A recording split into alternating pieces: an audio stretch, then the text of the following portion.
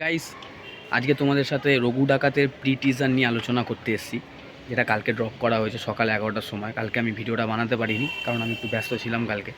তো আজকে তার জন্য আমি এটা নিয়ে কথা বলবো তোমাদের সাথে অবশ্যই, যে হ্যাঁ কেমন হলো জিনিসটা। তো আমার না এই রঘু ডাকাতের প্রি টিজারটা দেখার পর থেকে কি হয়েছে কেসটা, আমি যখনই এই রঘু ডাকাতের প্রি টিজারটা মাথায় আসছে, প্রথমে আমার এই ভিজুয়ালটা মাথায় চলে আসছে। মানে ওই যে দেবের চোখটা, দেবদার যে চোখটাকে দেখালো, যেভাবে তীরটা নিয়ে রিভিল হলো দেবদার মুখটা, মানে ওই ভিজুয়ালগুলো আমার কাছে দারুণ লেগেছে, দারুণ। মানে আমি এক কথায় বলবো সলিড ভিজুয়াল বানিয়েছে। এবং যেভাবে ওই রঘু নামটা ইন্ট্রোডিউস করালো সবার সামনে, যে হ্যাঁ এবারে এই ইংরেজদের বিরুদ্ধে এইভাবে রুখে দাঁড়াবে আমাদের ভারতের কোনো নাগরিক, মানে সে যতই ডাকাত হোক যাই হোক সে তো ভারতীয়ই।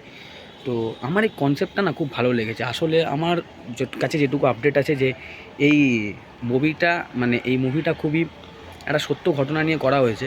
তো সেদিক থেকে দেখতে গেলে আমার মনে হয় যে এই সিনেমাটা না এত সুন্দর একটা গল্পের ওপর বেস করে আছে। মানে এই যে ইংরেজরা যখন যেভাবে ভারতীয়দের উপর অত্যাচার করতো, তো তাদের বিরুদ্ধে গিয়ে এরকম একটা ডাকাত একজন, সে গিয়ে এরকমভাবে লড়াই করছে।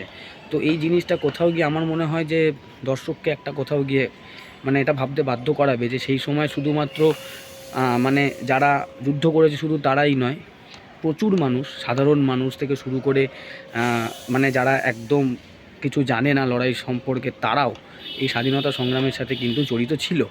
এবং আমার কাছে এই কনসেপ্টটা কেন এত ইউনিক লাগছে, কারণ এইভাবে চট করে না একজন ডাকাত বা মানে সাধারণত আমরা না কোনো মুভিতে এই চোর বা ডাকাত এদেরকে সবসময় বাজেভাবে দেখি, কারণ এদের ইমেজটাই খুব বাজেভাবে ক্রিয়েট করা হয়, যে চোর মানে ভিলেন, এ ডাকাত মানে ভিলেন।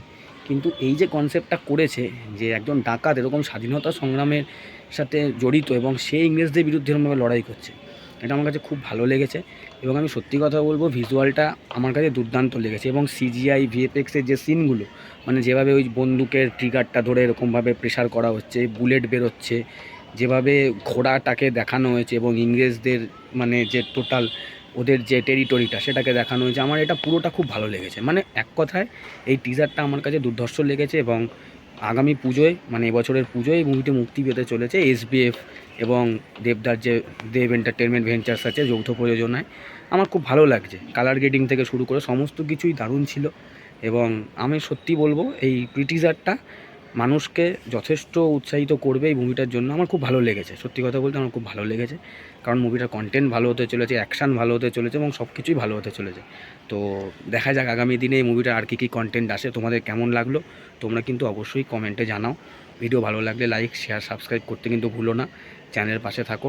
এবং এরপরে আমি ওয়ার 2 নিয়ে একটা আপডেট পেয়েছি, সেটা নিয়ে আমি খুব তাড়াতাড়ি ভিডিও করছি। এবং দেখা হচ্ছে আবার তোমাদের সাথে। তো টাটা।